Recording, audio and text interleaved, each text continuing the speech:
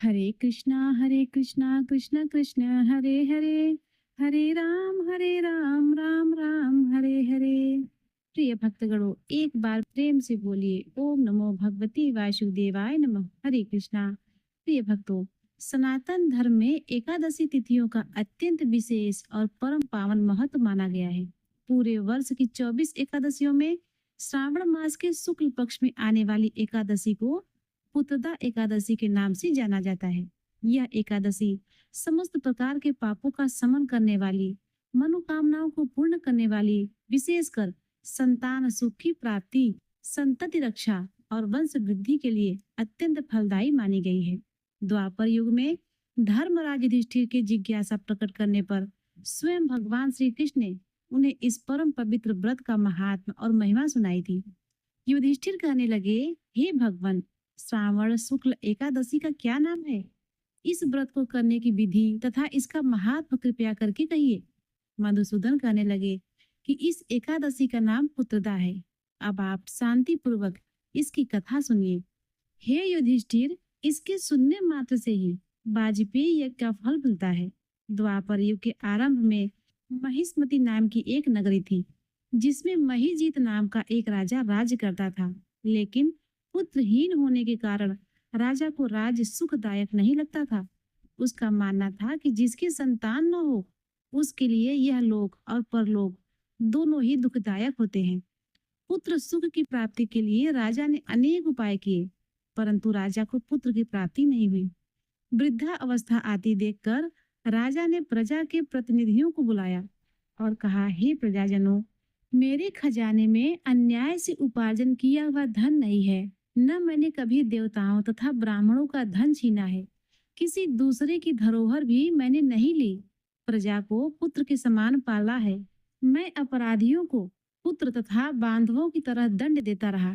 कभी किसी से घृणा नहीं की, सबको समान माना। सज्जनों की सदा पूजा करता हूँ। इस प्रकार धर्म युक्त राज करते हुए भी मेरे पुत्र नहीं है, सो मैं अत्यंत दुख पा रहा हूँ। इसका क्या कारण है? राजा महीजीत की इस बात को विचारने के लिए मंत्री तथा प्रजा के प्रतिनिधि वन को गए। वहां बड़े बड़े ऋषि मुनियों के दर्शन किए। राजा की उत्तम कामना की पूर्ति के लिए किसी श्रेष्ठ तपस्वी मुनि को देखते फिरते रहे।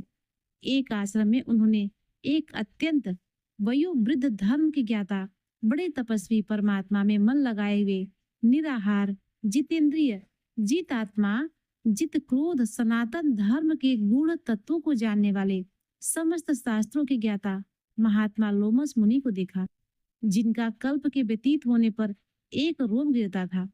सबने जाकर ऋषि को प्रणाम किया। उन लोगों को देखकर मुनि ने पूछा कि आप लोग किस कारण से आए हैं? निसंदेह मैं आप लोगों का हित करूंगा। मेरा जन्म केवल दूसरों के उपकार के लिए ही हुआ है, इसमें संदेह मत करो। लोमस ऋषि के ऐसे वचन सुनकर सब लोग बोले, हे महर्षि, आप हमारी बात जानने में ब्रह्मा से भी अधिक समर्थ हैं, अतः आप हमारे इस संदेह को दूर कीजिए। महिष्मतिपुरी का धर्मात्मा राजा महीजीत प्रजा का पुत्र के समान पालन करता है, फिर भी वह पुत्रहीन होने के कारण बहुत दुखी है। उन लोगों ने आगे कहा कि हम लोग उसकी प्रजा हैं, अतः उसके दुख से हम भी दुखी हैं। आपके दर्शन से हमें पूर्ण विश्वास है कि हमारा यह संकट अवश्य ही दूर हो जाएगा, क्योंकि महान पुरुषों के दर्शन मात्र से अनेक कष्ट दूर हो जाते हैं। अब आप कृपा करके राजा के पुत्र होने का उपाय बतलाइए। यह सुनकर ऋषि ने थोड़ी देर के लिए नेत्र बंद किए और राजा के पूर्व जन्मों का वृत्तांत जानकर कहने लगे कि यह राजा पूर्व जन्म में एक निर्धन वैश्य था। निर्धन होने के कारण इसने कई बुरे कर्म किए। यह एक गांव से दूसरे गांव व्यापार करने जाया करता था।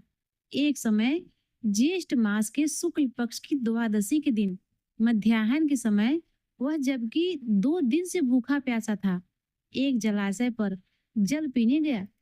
उसी स्थान पर एक तत्काल की ब्याई हुई गौ जल पी रही थी। राजा ने उस प्यासी गाय को जल पीते हुए हटा दिया और स्वयं जल पीने लगा। इसीलिए राजा को यह दुख सहना पड़ा। एकादशी के दिन भूखा रहने से वह राजा हुआ और प्यासी गौ को जल पीते हुए हटाने के कारण पुत्र वियोग का दुख सहन करना पड़ रहा है। ऐसा सुनकर सब लोग कहने लगे कि हे ऋषि, शास्त्रों में पापों का प्रायश्चित भी लिखा है, अतः जिस प्रकार राजा का यह पाप नष्ट हो जाए, आप ऐसा उपाय बताइए। लोमस मुनि कहने लगे कि श्रावण शुक्ल पक्ष की एकादशी को, जिसे पुत्रदा एकादशी भी कहते हैं, तुम सब लोग व्रत करो और रात्रि को जागरण करो और अपना सारा पुण्य राजा को दे दो। इससे राजा का यह पूर्व जन्म का पाप अवश्य ही नष्ट हो जाएगा। साथ ही राजा को पुत्र की प्राप्ति भी हो जाएगी। लोमस मुनि के ऐसे वचन सुनकर मंत्रियों सहित सारी प्रजा नगर को वापस लौट आए और जब श्रावण शुक्ल एकादशी आई तो ऋषि की आज्ञा अनुसार सबने पुत्रदा एकादशी का व्रत और जागरण किया। इसके पश्चात द्वादशी के दिन इसके पुण्य का फल राजा को दे दिया गया। उस पुण्य के प्रभाव से रानी ने गर्भ धारण किया और प्रसव काल समाप्त होने पर उसकी एक बड़ा तेजस्वी पुत्र उत्पन्न हुआ। इसीलिए हे राजन, इस श्रावण शुक्ल एकादशी का नाम पुत्रदा पड़ा। अतः संतान सुख की इच्छा हासिल करने वाले इस व्रत को अवश्य ही करना चाहिए। इसके महात्म को सुनने से मनुष्य सब पापों से मुक्त हो जाता है और इस लोक में संतान सुख भोग कर परलोक में स्वर्ग को प्राप्त होता है। प्रिय भक्तों, अब आइए सुनते हैं एकादशी माता की कथा, क्योंकि इस कथा को सुनने बिना एकादशी का व्रत संपूर्ण नहीं होता। पौराणिक कथा के अनुसार सतयुग के समय मूर नामक एक अत्यंत बलवान और भयानक दैत्य उत्पन्न हुआ। वह इतना प्रचंड था कि उसने अपनी शक्ति के बल पर देवराज इंद्र, आदित्य, वसु, वायु, अग्नि समेत सभी देवताओं को पराजित कर दिया और स्वर्ग से भगा दिया। जब चारों ओर मूर का आतंक फैल गया, तब देवताओं सहित इंद्र सभी देवतागण अत्यंत दुखी और भयभीत होकर कैलाश पर्वत पर भगवान के शिव की शरण में पहुंचे। देवतागण हाथ जोड़कर बोले कि हे कैलाशपति, हे महादेव, मूर दैत्य के भय से हम सभी देवतागण मृत्यु लोक में छिप कर रह रहे हैं। हम सब पर बहुत भारी संकट आ गया है। वह दैत्य अजय हो गया है। कृपया आप हमारी रक्षा कीजिए। देवताओं की यह व्यथा सुनकर भगवान शिव करुणा से भर उठे। उन्होंने कहा, हे देवताओं, आप दुखी न हो। तीनों लोकों के स्वामी, भक्तों के दुखों का नाश करने वाले भगवान श्री हरि विष्णु की शरण में जाओ। वह आपके दुखों को दूर कर सकते हैं। महादेव के वचन सुनकर सभी देवता क्षीर सागर की ओर गए। वहां उन्होंने भगवान विष्णु को शेष नाग पर शयन करते हुए देखा। सभी ने हाथ जोड़कर उनकी स्तुति प्रार्थना करनी शुरू कर दी। देवतागण बोले, हे देवताओं द्वारा स्तुति करने योग्य प्रभु, आपको बारंबार नमस्कार है। हे मधुसूदन, आपको हमारा नमस्कार है। आप ही देवताओं की रक्षा करने वाले हैं।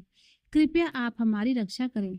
दैत्यों से भयभीत होकर हम सब इस समय आपकी शरण में आए हैं।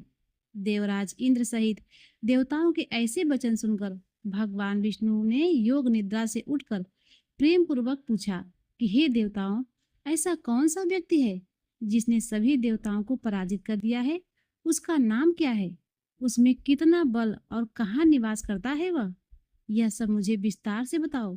तब देवराज इंद्र ने सारा वृत्तांत सुनाया कि हे प्रभु, प्राचीन समय में नाड़ी जंग नामक एक राक्षस था।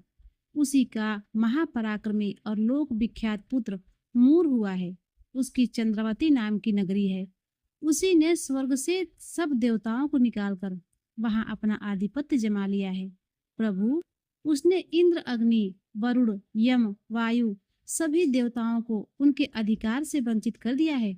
उस दैत्य का अत्याचार तो इतना बढ़ चुका है कि वह स्वयं ही सूर्य चंद्र बनकर प्रकाश करता है और स्वयं ही मेघ बनकर बैठा है और सबसे अजय हो गया है। इंद्र ने प्रार्थना की कि असुर निकंदन, आप उस दुष्ट मूर को मारकर देवताओं को अभय प्रदान कीजिए। देवताओं की बात सुनकर भगवान विष्णु ने आश्वासन दिया कि हे देवताओं, आप परेशान न हो, मैं शीघ्र ही उसका संहार करूंगा। तुम इस समय चंद्रावती नगरी में मेरे साथ चलो। यह कहकर भगवान विष्णु सभी देवताओं सहित चंद्रावती नगरी की ओर चल दिए। उस समय दैत्य मूर अपनी सेना सहित युद्ध में जोर से गरज रहा था। जब स्वयं भगवान विष्णु रणभूमि में आए तो दैत्य मूर भी अस्त्र शस्त्र लेकर उन पर दौड़ा। भगवान ने अपने तेज बाणों से बहुत सारे दैत्यों का संहार कर दिया, लेकिन मूर अकेला ही शेष रहा और छल भाव से भगवान के साथ निर्भय होकर युद्ध करता रहा। मूर को मारने के लिए भगवान जो भी अस्त्र चलाते, वे सब उसके लिए पुष्प बाण बन जाते। दोनों के बीच यह भयंकर द्वंद्व युद्ध 10,000 वर्षों तक चलता रहा। इतने लंबे समय तक लगातार युद्ध करने से जब भगवान विष्णु थक गए, तब वे बद्रिकाश्रम की ओर चले गए।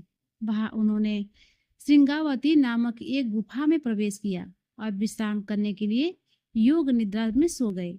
वहां गुफा अत्यंत लंबी थी और उसका केवल एक ही द्वार था।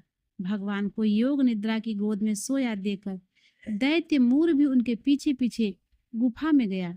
मूर ने सोचा कि यह अच्छा मौका है, भगवान सो रहे हैं, क्यों न मैं उन्हें यही मार डालूं।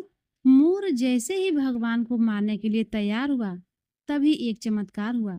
भगवान विष्णु के भीतर से अत्यंत उज्जवल कांति वाली दिव्य और तेजस्वी देवी प्रकट हुई।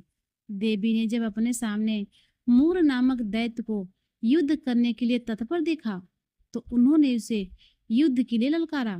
देवी और दैत्य मूर के बीच भयंकर युद्ध हुआ और देवी ने तत्काल मूर दैत्य की मौत के घाट उतार दिया। उधर भगवान विष्णु योग निद्रा की गोद से जब जागे, तो उन्होंने मूर को मरा हुआ देखा, तो वे सारी बातें जान गए कि यह सब उनकी शक्ति का प्रभाव है।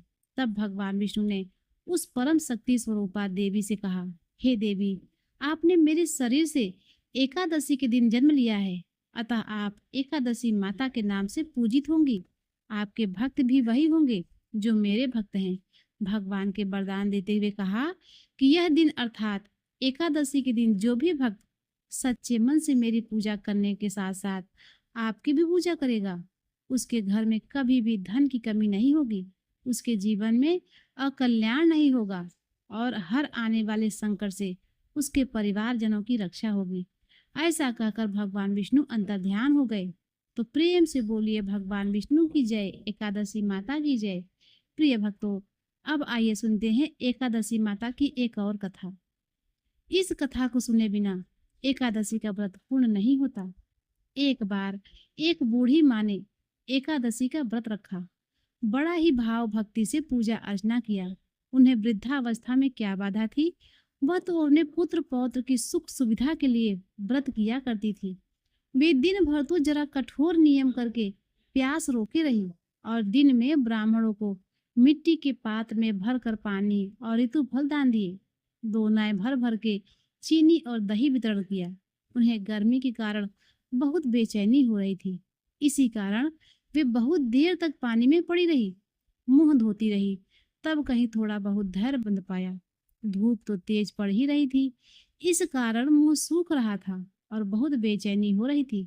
एक तो बुढ़ापा और दूसरा यह भयंकर गर्मी। वृद्धावस्था की स्थिति तो कुछ दूसरे ही प्रकार की होती है। जैसे तैसे रो धो के दिन तो कट पाया। अब पहाड़ सी रात सामने थी, उसका कटना बड़ा कठिन दिखाई दे रहा था। खटिया पर पड़े पड़े शांति नहीं मिल रही थी। वे बार बार करवट बदल रही थी। अनेक बार वे बाहर जाती और भीतर आती। उनके घर के अंदर शांति नहीं थी। वे खटिया पर पड़ी पड़ी एकादशी माता का स्मरण करती रही। वे कहती रही कि हे एकादशी माता, आप मेरी लाज रखिएगा, आप मुझे शक्ति और शांति दीजिएगा, जिससे मैं यह कठिन व्रत कर सकूं और यह पहाड़ सी रात शांतिपूर्वक व्यतीत कर सकूं। प्यास के कारण बूढ़ी माँ की बेचैनी तो बढ़ ही रही थी।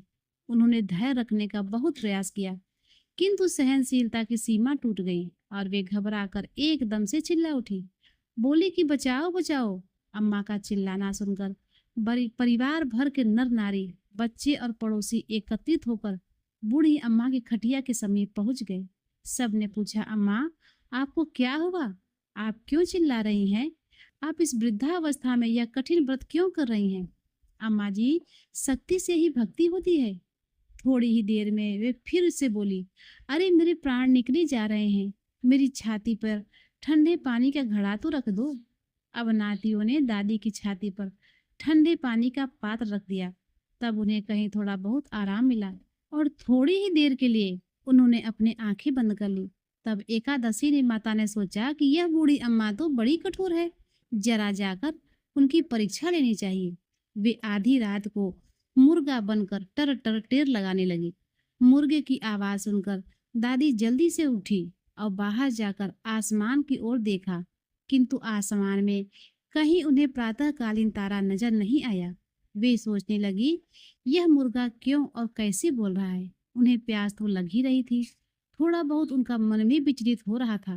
अंत में उन्होंने दृढ़ निश्चय कर लिया कि मैं अब व्रत पूर्ण करके ही छोड़ूंगी, चाहे भले ही मेरे प्राण क्यों न निकल जाए। यह सोचकर फिर वे खटिया पर शिथिल होकर लेट गई। थोड़ी देर में एकादशी माता ने उनकी फिर से परीक्षा लेनी चाहिए। एक छोटी सी बालिका एक गिलास में शरबत लेकर उनके सिरहाने आकर खड़ी हो गई और जोर से बोली, दादी जी, सवेरा हो गया है, आप हाथ मुंह धोकर शरबत पी लीजिए। पहले तो शरबत का गिलास देकर उनका मन मचल उठा, किंतु अचानक व्रत का स्मरण हो आया और उन्होंने सोचा कि किसी भी प्रकार से अभी शरबत नहीं पी सकती हूँ। वे शांति पूर्वक अपनी खटिया पर लेट गई। फिर थोड़ी ही देर में उन्होंने ऐसा लगा कि जैसे किसी ने उन्हें पानी के कुएं में पलट दिया हो। वे बड़ी देर तक हाथ पांव चलाती रहीं, किंतु उन्होंने अपने मुंह में एक बूंद पानी भी नहीं जाने दिया। वे दृढ़ता पूर्वक अपने व्रत का पालन करती थी। थोड़े ही देर में न जाने कहां से सामने आग जलने लगी, जिससे भारी गर्मी बढ़ने लगी। प्यास के कारण प्राण निकलने लगे, किंतु बूढ़ी अम्मा का कुछ भी नहीं बिगाड़ पाया। वे जहां की तहां मुस्कुराते हुए बैठी रही। थोड़ी ही देर में बाहर प्रकाश दिखाई देने लगा, ऐसा लगा जैसे सवेरा हो गया हो। बूढ़ी अम्मा ने जब बाहर निकलकर देखा तो समझ गई अभी सवेरा होने में 3-4 घंटे की देरी है। यह जानकर वे शांति पूर्वक इधर उधर घूमने लगी। फिर एकादशी माता यह बात अच्छी तरह से समझ गई कि यह बूढ़ी अम्मा किसी भी प्रकार से अपने व्रत से टल नहीं सकती। वे उनके अत्यंत सत्य व्रत को अच्छी तरह से समझ गई। अब सवेरा होते ही बूढ़ी माता ने स्नान किया, भगवान का पूजा पाठ किया, एकादशी की कथा सुनी, ब्राह्मणों को दक्षिणा देकर भोजन कराया। तब कहीं उन्होंने व्रत का पारण करके जल ग्रहण किया। कन्याओं को भोजन कराने के बाद अम्मा ने स्वयं भोजन किया। उस श्रेष्ठ व्रत के प्रभाव से बूढ़ी अम्मा की आयु में वृद्धि हो गई। उनका घर परिवार हरा भरा हो गया। अब उनको कोई अभाव न रहा। वे हर तरह से सुख साधनों से संपन्न हो गई। नाती पोती से उनका घर भर गया और वे उसी दिन से 12 महीनों की एकादशी का व्रत करने लगी। एकादशी का व्रत करने के प्रताप से इस संसार में हर प्रकार के सुख भोग कर अंत में वह वैकुंठ धाम को चली गई। हे एकादशी माता, जैसे बूढ़ी अम्मा और उनके परिवार पर आपने कृपा किया और उनके परिवार को हरा भरा किया, ऐसे ही एकादशी माता हम सभी की मनोकामनाओं को पूर्ण करो। तो प्रेम से बोलिए लक्ष्मी नारायण भगवान की जय, एकादशी माता की जय। प्रिय भक्तों, अब आइए सुनते हैं एकादशी माता की कथा। एक बार एक राज्य में एक राजा रहा करता था। राजा बहुत ही बुद्धिमान और बलशाली था। राजा सदा ही अपनी प्रजा का बहुत अच्छे से ध्यान रखता था। प्रजा भी राजा को बहुत पसंद करती थी। राजा की 2 बेटियां थी। राजा अपनी दोनों बेटियों से बहुत प्रेम करता था। राजा की छोटी बेटी देखने में बहुत सुंदर और आकर्षक थी और राजा की बड़ी बेटी छोटी बेटी के मुकाबले थोड़ी कम सुंदर थी। राजा की छोटी बेटी एकादशी माता की पूजा करती थी और सभी लोग राजा की छोटी बेटी से बहुत प्रेम करते थे और बहुत प्रशंसा भी किया करते थे। राजा भी अपनी छोटी बेटी को बड़ी बेटी से अधिक प्रेम करता था, जिसके कारण राजा की बड़ी बेटी को अपनी छोटी बहन से बहुत नफरत होने लगी थी। राजा की दोनों बेटियां जब बड़ी हो गई, तब एक पड़ोस के राज्य में रहने वाला राजकुमार राजा की बड़ी बेटी के लिए रिश्ता लेकर आया। लेकिन जैसे ही उस राजकुमार की नजरें राजा की छोटी बेटी पर पड़ा, तो वह राजकुमार राजा की छोटी बेटी पर आकर्षक हो गया और छोटी बेटी से पहली नजर में प्रेम करने लगा। उस राजकुमार ने राजा की बड़ी बेटी के साथ विवाह करने से मना कर दिया और उसने राजा से कहा कि मैं आपकी छोटी बेटी से विवाह करना चाहता हूँ। यह सब देखकर राजा की बड़ी बेटी अपनी छोटी बहन से बहुत क्रोधित हो गई और राजा की बड़ी बेटी ने अपनी छोटी बहन को अपना सबसे बड़ा दुश्मन मान लिया। राजा की बड़ी बेटी ने अपनी छोटी बहन से बदला लेने का निर्णय लिया। राजा की बड़ी बेटी ने अपनी छोटी बहन को जान से मारने का उपाय सोचा। राजा की बड़ी बेटी ने अपनी छोटी बहन को मारने के लिए सबसे पहले एक लड्डू में जहर मिलाकर अपनी छोटी बहन को दे दिया और उसको लड्डू खाने के लिए कहा। लेकिन लड्डू खाने के बाद भी छोटी बहन को कुछ भी नहीं हुआ। बड़ी बहन यह देखकर बहुत आश्चर्यचकित हो गई, लेकिन बड़ी बहन ने हार नहीं मानी। जब उसकी छोटी बहन रात में कमरे में सो रही थी, तब उसने एक मटके में सांप रखकर उसके कमरे में छोड़ दिया। लेकिन सांप भी छोटी बहन का कुछ नहीं बिगाड़ पाया। जिसके बाद बड़ी बहन ने अपनी छोटी बहन से कहा कि चलो हम लोग कुएं में से पानी भरकर लाते हैं। जिसके लिए वह अपनी छोटी बहन को पानी भरने के बहाने कुएं के पास ले गई और उसने अपनी छोटी बहन को कुएं में धक्का दे दिया। लेकिन छोटी बहन को तब भी कुछ नहीं हुआ, क्योंकि हर बार एकादशी माता उसकी रक्षा कर रही थी और उधर बड़ी बहन अपने सारे प्रयासों के बाद भी असफल हो रही थी, जिससे वह बहुत क्रोधित हो गई। और फिर उसने अपने छोटी बहन के पास जाकर उससे प्रश्न किया कि मेरी छोटी बहन, क्या तुमको पता है कि भगवान ने सबकी मृत्यु एक निश्चित समय पर लिखी हुई है, और कैसे तुम्हारी या मेरी मृत्यु होगी यह तुम जानती हो? तब छोटी बहन ने अपनी बड़ी बहन को बताया कि हाँ दीदी, मैं तो जानती हूँ मेरी मृत्यु कैसे होगी। छोटी बहन से यह सब बातें सुनकर बड़ी बहन मन ही मन बहुत प्रसन्न होने लगी और उसने अपनी छोटी बहन से कहा, तो तुम मुझे अपने मृत्यु का राज बताओ। तब छोटी बहन ने अपनी बड़ी बहन से कहा कि मेरी मृत्यु तो एक तोते में है। जो तोते के गले में एक हार है, उससे मेरी मृत्यु होगी। जब तक कोई भी व्यक्ति तोते को मारकर उस हार को अपने गले में पहनेगा, तो मैं मूर्छित हो जाऊंगी, और जैसे ही उस हार को अपने गले से उतारेगी, तो मैं वापस से जीवित हो जाऊंगी। अपनी छोटी बहन की मृत्यु का राज जानकर बड़ी बहन बहुत खुश हुई और उसने अपनी छोटी बहन को मारने के लिए उसके पालतू तोते को ढूंढना शुरू कर दिया।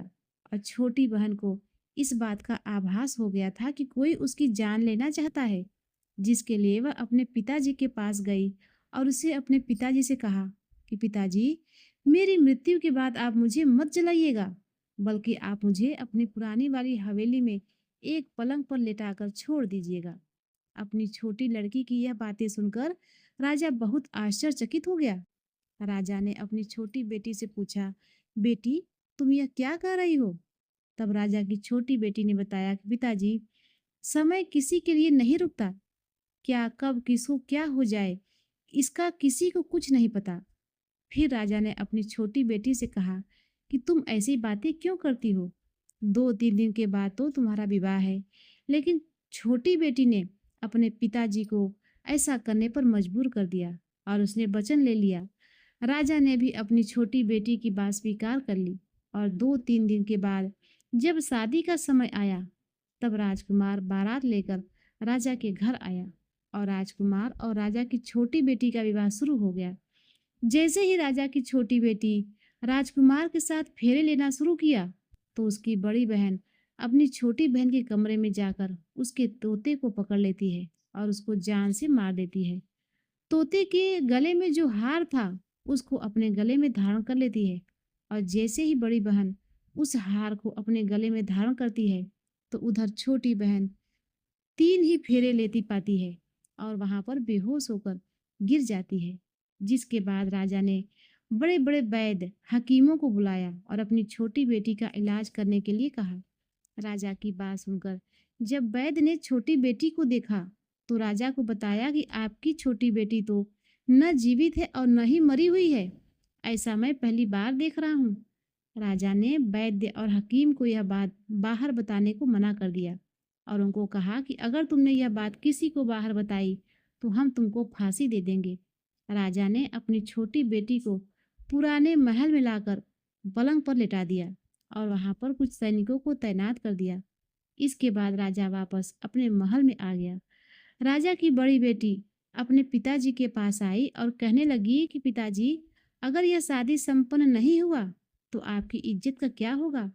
आप कहें तो मैं आपकी इज्जत बचाने के लिए राजकुमार से शादी करने के लिए तैयार हूँ। जिसके बाद राजा ने अपनी बड़ी बेटी की बात मान ली और राजा ने बड़ी बेटी को छोटी बेटी की कपड़े पहनाकर मंडप में भेज दिया।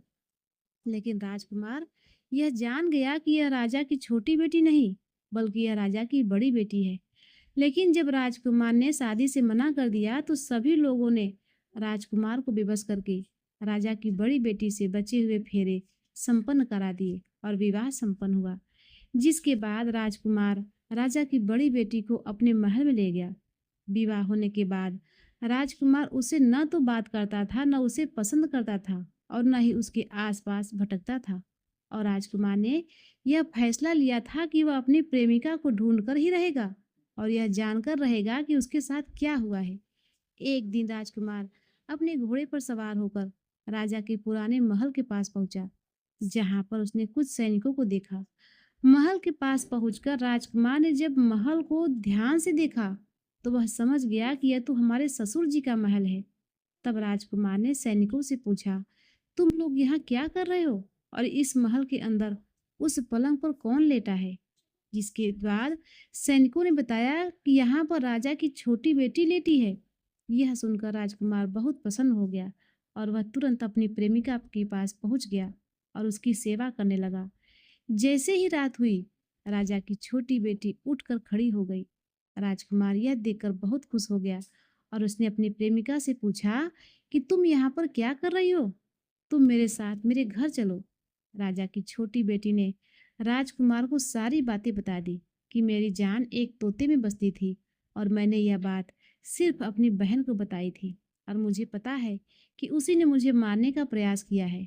उसके पास एक हार है जिसको वह सुबह पहन लेती है और रात को उतार देती है। जब तक वह हार को पहने रखती है तब तक मैं मूर्छित रहती हूँ और जैसे ही वह हार को उतार देती है तो मैं जीवित हो जाती हूँ। और जब तक मेरी बड़ी बहन के पास वह हार रहेगा तब तक मैं ऐसी ही जीवित और मूर्छित होती रहूंगी। अगर मेरी बड़ी बहन के पास से जो हार है वह मेरे हाथ लग जाए तो मैं हमेशा के लिए जीवित हो जाऊंगी। राजकुमार यह सब बातें सुनकर राजा की छोटी बेटी के पास रहने का निर्णय ले लेता है और उनसे अपने बचे हुए सारे फेरे उस पलंग पर लेटी हुई राजकुमार की छोटी बेटी के साथ ले लिया और अपना विवाह पूर्ण कर लिया और वहीं पर वह रहने लगा। देखते देखते कुछ समय में राजा की छोटी बेटी और राजकुमार की पत्नी गर्भवती हो गई। एक दिन राजकुमार को किसी काम से बाहर जाना पड़ा। तब छोटी बहन के पेट में बहुत तेजी से दर्द होने लगा, जिसके बाद उसने माता का आवाहन किया। जिसके बाद वहां माता प्रकट हुई और उन्होंने अपने भक्त के दर्द को दूर किया और एक पुत्र की प्राप्ति करवाई। और वहीं पर अचानक से राजकुमार भी आ गया। राजकुमार ने ग्यारस माता को देखा तो वह आश्चर्यचकित रह गया और उसने तुरंत ग्यारस माता को प्रणाम किया। और ग्यारस माता ने राजकुमार से कहा कि जब तुम्हारा पुत्र 5 वर्ष का हो जाए तो तुम आकर अपनी पत्नी का हार उसके गले में डाल देना। देखते ही देखते राजकुमार और राजा की छोटी बेटी का पुत्र 5 वर्ष का हो जाता है। तो राजकुमार अपने बेटे से कहता है कि बेटा, मैं कुछ काम से बाहर जा रहा हूँ, तुम अपनी माता का ध्यान रखना। और वहां से चला जाता है। राजा को बाहर निकलता देख बड़ी बहन के सैनिक देख लेते हैं और बड़ी बहन को जाकर सारी बातें बता देते हैं। जिसके बाद बड़ी बहन अपनी छोटी बहन के पुत्र को यहाँ से उठवा लेती है और उसको मरवा देती है। छोटी बेटी के पुत्र को 2 टुकड़े करवा देती है। पहला टुकड़ा चक्की के पास छुपा देती है और दूसरा टुकड़ा अपने पलंग के नीचे रख देती है। अब ग्यारस माता भिखारी का रूप लेकर आती है और एक भिखारी का रूप रखकर बड़ी बहन के पास चली जाती हैं। जिसके बाद वहां पर भिक्षा मांगने लगती हैं। तो बड़ी बहन अपने नौकरों से कहती है कि जाकर भिक्षा दे दो। लेकिन जैसे ही नौकर ग्यारस माता को भिक्षा देने के लिए आते हैं तो माता उन्हें मना कर देती है और कहती है कि मैं तुम्हारी महारानी से भिक्षा लूंगी। जिसके बाद बड़ी बहन स्वयं ही भिक्षा देने के लिए माता के पास आती है। तब माता एक बिल्ली का रूप लेकर उसके कमरे में चली जाती हैं और वहां पर छोटी बेटी के पुत्र के दोनों टुकड़े को आपस में जोड़ देती हैं और उसे जीवित कर देती हैं। फिर उसे वहां से ले जाती हैं। राजकुमार अपने बेटे को लेकर अपने पत्नी के पास जाता है और उससे कहता है कि तुम इसका ध्यान रखना। अगर तुम इस बच्चे को अच्छे से ध्यान रखोगी तो मैं तुमसे बात करूंगा। एक दिन राजकुमार अपने बच्चे से कहता है कि तुम मम्मी से उसके गले का हार मांग लो। तो अपने पिता की बात मानकर राजकुमार का लड़का अपने मम्मी के पास जाता है और कहता है, माँ, मुझे तुम्हारा हार चाहिए। यह सुनकर पहले तो बड़ी बहन बहुत क्रोधित होती है, पर उसको यह याद आता है कि राजकुमार ने कहा था कि अगर मैं इस बच्चे का ध्यान अच्छे से रखूंगी तो वह मुझसे बात करेंगे, जिसके कारण वह हार उस बच्चे को दे देती है और वह तुरंत हार को ले जाकर अपने पिताजी को दे देता है। और तभी राजकुमार अपने बेटे को लेकर वहां से जाने लगता है और अपनी पत्नी से कहता है कि तुम हमारे लिए खाना बनाकर रखना, मैं शाम को आकर तुम्हारे साथ खाना खाऊंगा। और वह अपने बेटे को लेकर वहां से चला जाता है, जिसके बाद वह राजा के पास जाता है और उसको सारी बातें बता देता है।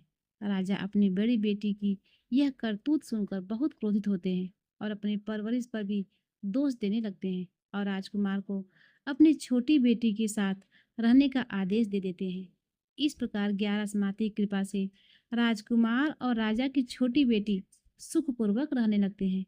तो प्रेम से बोलिए एकादशी माता की जय। प्रिय भक्तों, अब आइए सुनते हैं भगवान विष्णु के 108 नाम। ओम नारायणाय नमः, ओम नराय नमः, ओम सौरय नमः, ओम चक्रपाणाय नमः, ओम जनार्दनाय नमः, ओम वासुदेवाय नमः, ओम जगद्गुणय नमः, ओम वामनाय नमः, ओम ज्ञानपंजराय नमः, ओम जगन्नाथाय नमः, ओम चतुर्मूर्तये नमः, ओम व्योमकेशाय नमः, ओम ऋषिकेशाय नमः, ओम शंकराय नमः, ओम गरुड़ध्वजाय नमः, ओम नारसिंहाय नमः, ओम महादेवाय नमः, ओम स्वयंभुवे नमः, ओम भुवनेश्वराय नमः, ओम श्रीधराय नमः, ओम देवी पुत्राय नमः, ओम पार्थसारथाय नमः, ओम अच्युताय नमः, ओम शंखपाणाय नमः, ओम परज्योतिषे नमः, ओम आत्मज्योतिषे नमः, ओम अच्चलाय नमः, ओम श्रीवत्सकाय नमः, ओम अखिलाधाराय नमः, ओम सर्वलोक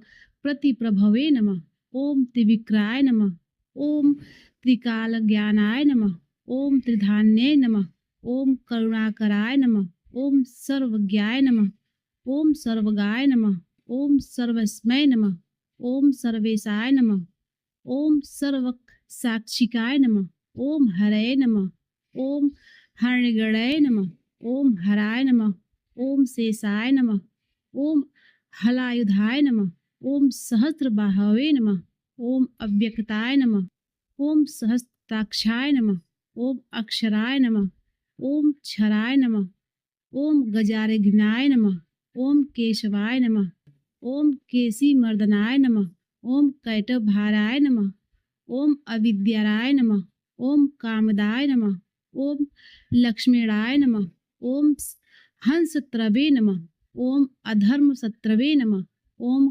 कालुथ्यसाय नमः, ओम खगवाहनाय नमः, ओम नीलाम्बुत्युते नमः, ओम नित्याय नमः, ओम नित्यतृत्याय नमः, ओम नित्यानंदाय नमः, ओम सुराध्यक्षाय नमः, ओम निर्विकल्पाय नमः, ओम निरंजनाय नमः, ओम ब्रह्मणाय नमः, ओम पृथ्वीनाथाय नमः, ओम पितावशयसे नमः, ओम गृहाश्राय नमः, ओम वेदगर्भाय नमः, ओम विभवे नमः, ओम विष्णवे नमः, ओम श्रीमते नमः, ओम त्रैलोक्यभूषणाय नमः, ओम यज्ञमूर्ते नमः, ओम अमित्यात्मने नमः, ओम वरदाय नमः, ओम वासुनुजाय नमः, ओम जितेन्द्रियाय नमः, ओम जितक्रोधाय नमः, ओम समदृष्टये नमः, ओम सनातनाय नमः, ओम भक्तप्रियाय नमः, ओम जगत्पूज्याय नमः, ओम परमात्मने नमः,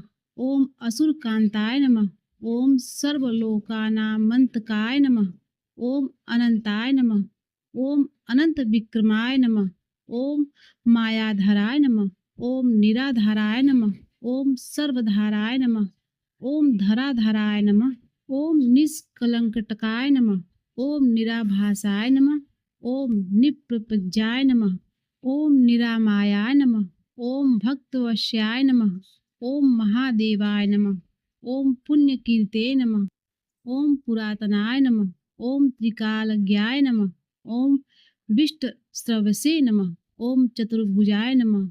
ओम श्री सत्यनारायण स्वामिने नमः। प्रिय भक्तों, अब आइए सुनते हैं श्री विष्णु चालीसा का पाठ। विष्णु सुनिए विनय सेवक की चितलाय, कीरत कुछ वर्णन करूं दीजे ज्ञान बताए। नमो विष्णु भगवान खगारी, कष्ट न सावन अखिल बिहारी। प्रबल जगत में शक्ति तुम्हारी, त्रिभुवन फैल रही उजियारी। सुंदर रूप मनोहर सूरत, सरल स्वभाव मोहनी मूरत। तन पर पीतांबर अति शोभत, बैजंती माला मन मोहत। शंकर चक्र कर गदा विराजे, देखन दैत्य असुर दल भाजे। सत्य धर्म मदम लोभ न गाजे, काम क्रोध मदम लोभ न छाजे। संत भक्त सज्जन मनरंजन, दनुज असुर दुष्ट दल गंजन। सुख उपजाव कष्ट सब भंजन, दोष मिटावे करत जन सज्जन। पाप काट भव सिंधु उतारण, कष्ट नसा कर भक्त उबारत। करत अनेक रूप प्रभु धारण, केवल आप भक्ति के कारण। धरण देव जब तुम्हें पुकारा, तब तुम रूप राम का धारा। भार उतार असुर दर मारा, रावण आदि का संहारा। आप बराहा रूप बनाया, हिरणाक्ष को मार गिराया। धर्मच तनु सिंधु बनाया, 14 रतन को निकलवाया। अमिलख असुर न द्वंद्व मचाया, रूप मोहिनी आप दिखाया। देवन को अमृत पान कराया, असुरन को छवि से बहलाया। कूर्म रूप धर सिंधु मझाया, मंद्राचल गिरि तुरत उठाया। शंकर का तुम फंद चुढ़ाया, भस्मासुर को रूप दिखाया। वेदन को जब असुर डुबाया, करि प्रबंध उन्हें ढूंढवाया। मोहित बनकर खलहि नचाया, उसकी कर से भस्म कराया। असुर जलंधर अति बलशाई, शंकर से उनकी ही लड़ाई। हार पार शिव सकल बनाई, कीन सती से छल खल जाई। सुमिरन कीन तुम्हें शिवरानी, बतलाई सब विपत कहानी। तब तुम बने मुनीश्वर ज्ञानी, वृंदा की सब सुरति भुलानी। देखत दीन धनुष शैतानी, वृंदा आए तुम्हें लपटानी। हो स्पर्श धर्म क्षतिमानी, हना असुर उर शिव शैतानी। तुमने ध्रुव प्रहलाद उबारे, हिरणाकुश आदि को मारे। गणिका और अजामिल तारे, बहुत भक्तन भव सिंधु उतारे। हरहु सकल संताप हमारे, कृपा करहु हरि सिरजनहारे। देखौ मैं निज दरस तुम्हारे, दीन बंधु भक्तन हितकारे। चाहता आपका सेवक दर्शन, करहु दया अपनी मधुसूदन। जानु नहीं योग्य जब पूजन, हो यज्ञ स्तुति अनुमोदन। शील दया संतोष सुलक्षण, विदित नहीं प्रभबोध विलक्षण। करहु आपका किसी विधि पूजन, कुमति विलोक होत दुख भीषण। करहु प्रणाम कौन विधि सुमिरन, कौन भांति मैं करहु समर्पण। सुर मुनि करत सदा सेवकाई, हर्षित रह परम गति पाई। दीन दुखिन पर सदा सहाई, निजन जान लेव अपनाई। पाप दोष संताप नसाओ, भव बंधन से मुक्त कराओ। सुत संपद दे सुख उपजाओ, निजचरण का दास बनाओ। निगम सदा ये विनय सुनावे, पढ़े सुने सो जन सुख पावे। प्रिय भक्तों, अब आइए सुनते हैं विष्णु भगवान की आरती का पाठ। ओम जय जगदीश हरे, स्वामी जय जगदीश हरे। भक्त जनों के संकट, दास जनों के संकट क्षण में दूर करे। ओम जय जगदीश हरे। जो ध्यावे फल पावे, दुख बिन से मन का। स्वामी दुख बिन से मन का, सुख संपत्ति घर आवे, कष्ट मिटे तन का। ओम जय जगदीश हरे। मात पिता तुम मेरे, शरण गहूँ मैं किसकी। स्वामी शरण गहूँ मैं किसकी।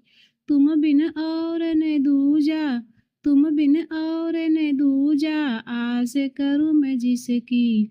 ओम जय जगदीश हरे। तुम पूर्ण परमात्मा, तुम अंतर्यामी। प्रभु तुम अंतर्यामी। पार ब्रह्म परमेश्वर, पार ब्रह्म परमेश्वर, तुम सबके स्वामी। ओम जय जगदीश हरे। तुम करुणा के सागर, तुम पालन करता स्वामी, तुम पालन करता। मैं मूर्ख खल कामी, मैं सेवक तुम स्वामी, कृपा करो भरता। ओम जय जगदीश हरे।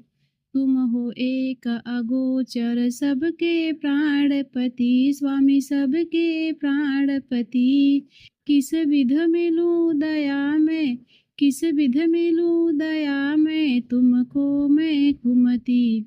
ओम जय जगदीश हरे।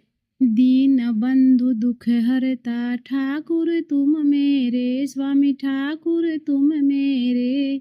अपने हाथ उठाओ, अपने शरण लगाओ, द्वारे पड़ा तेरे। ओम जय जगदीश हरे। विषय विकार मिटाओ, पाप हरो देवा स्वामी, पाप हरो देवा। श्रद्धा भक्ति बढ़ाओ, श्रद्धा भक्ति बढ़ाओ, संतन की सेवा। ओम जय जगदीश हरे। ओम जय जगदीश हरे स्वामी, जय जगदीश हरे। भक्त जनों के संकट, दास जनों के संकट, क्षण में दूर करे।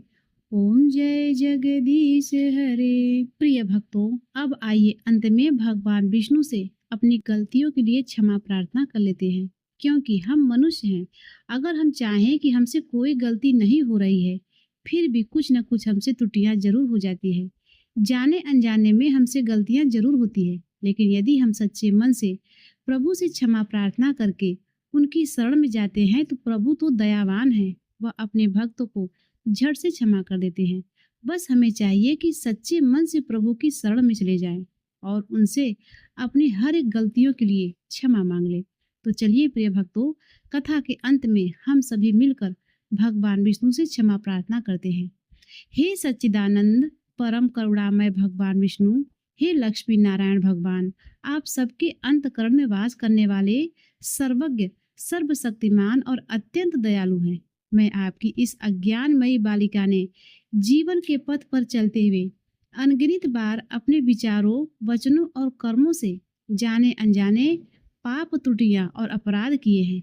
हे प्रभु, कभी किसी के साथ कटु व्यवहार किया, कभी अहंकार में कुछ ऐसा बोल गई जो आपकी मर्यादा के विरुद्ध था, कभी क्रोध आया, कभी मोह ने भरमाया और कभी लोभ ने मुझे आपके पद से डगमगाया। परंतु प्रभु, आप तो क्षमाशील हैं। आप तो उसी को उठाते हैं जो गिर जाता है, उसी को थामते हैं जो भटक जाता हो। हे श्री हरि, मैं स्वीकार करती हूँ कि मेरी बुद्धि संकीर्ण है, मन चंचल है, इंद्रियां आकर्षण में बहक जाती है, परंतु मेरा हृदय बार बार आपके श्री चरणों की ओर ही लौट आता है। हे प्रभु, मैं आपकी शरण में हूँ। आपके बिना मेरी कोई सहारा नहीं है, कोई गति नहीं है। मुझ में यदि कोई गुण है तो वह आपके चरणों की भक्ति है। मुझ में यदि कोई शक्ति है तो वह आपके नाम का स्मरण है। आपकी कृपा के बिना मैं कुछ नहीं कर सकती। इसीलिए हे करुणा सिंधु, कृपया मुझ पर दृष्टि डालिए, मेरे समस्त पापों को क्षमा कर दीजिए, मुझे अपनी भक्ति में दृढ़ बनाइए और अपने प्रेम में बांध लीजिए। मैं न योग जानती हूँ, न यज्ञ, न तप, न व्रत। मैं तो केवल एक बात जानती हूँ कि आप मेरे हैं और मैं आपकी हूँ। यही संबंध मेरी आत्मा की अंतिम पहचान है। तो प्रिय भक्तों, एक बार प्रेम से बोलिए ओम नमो भगवते वासुदेवाय नमः।